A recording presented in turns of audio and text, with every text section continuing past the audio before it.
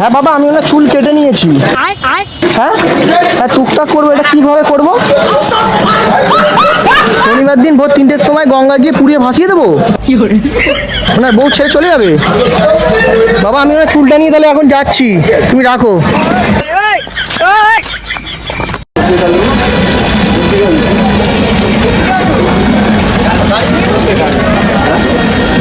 ঠিক আছে বাবা, তুমি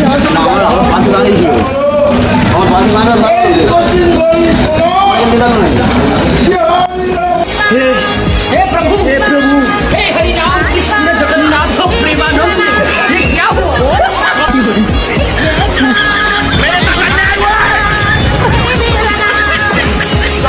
वीराज वीरने सुराज सूरने जनका पवने विनती पवने वीराज वीरने